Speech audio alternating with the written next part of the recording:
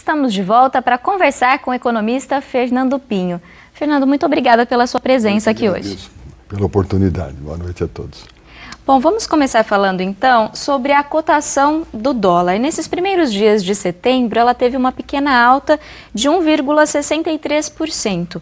Mas hoje ela acabou operando, a cotação acabou operando em queda, né? Uma situação que a gente vem observando nos últimos meses. Em agosto foram os menores registros da moeda americana, né, aqui no país.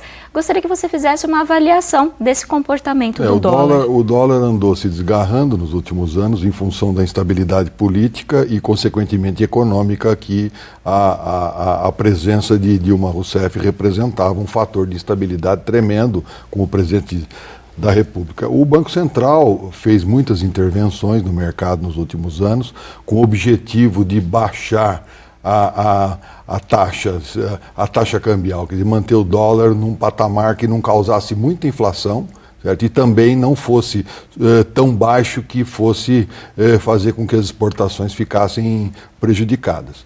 Nos últimos meses, em função da possibilidade alta de Dilma Rousseff ser tirada do cargo, o dólar começou a baixar, certo? Em função de que a instabilidade, a volatilidade diminuiu bastante com a expectativa de saída dela do poder, né?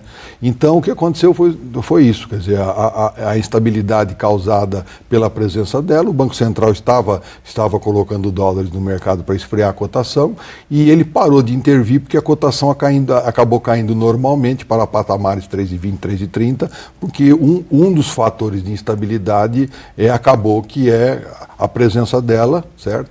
E também a entrada de Michel Temer. Agora nós temos um outro desafio maior, que é manter a estabilidade da economia com o novo governo. Como você imagina que o dólar vai se comportar nos próximos meses? Olha, ele tende a ficar estável, porque os fatores de instabilidade, alguns fatores de instabilidade, como eu acabei de dizer, a saída de Dilma eram um fator muito importante. Só que o fator maior de instabilidade que nós temos hoje é talvez a incapacidade, a impossibilidade de Michel Temer de resolver os problemas da economia brasileira no curto prazo.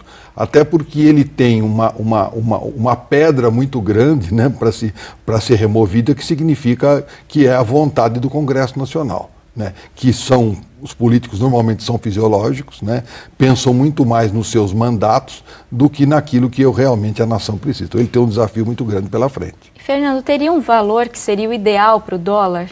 Olha, definição de taxa de câmbio é um dos maiores desafios da ciência econômica em qualquer lugar do mundo. Por quê?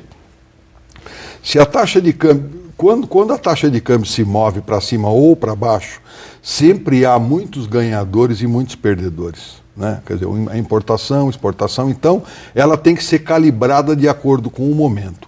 E também por causa do problema da volatilidade política, né, que acaba impactando tremendamente a taxa de câmbio, né? Agora, então, vamos falar sobre o índice de desemprego. Dados do IBGE mostram que ele chegou a 11,6% no trimestre que foi encerrado agora em julho.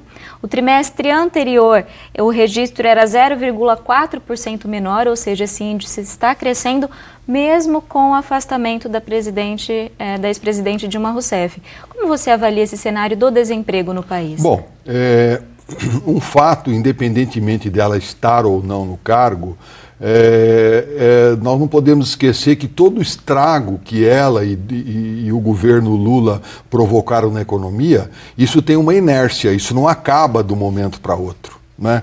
Então, nós temos que entender que a economia ela vive de expectativas, é algo dinâmico que muda a cada fração de segundo, né?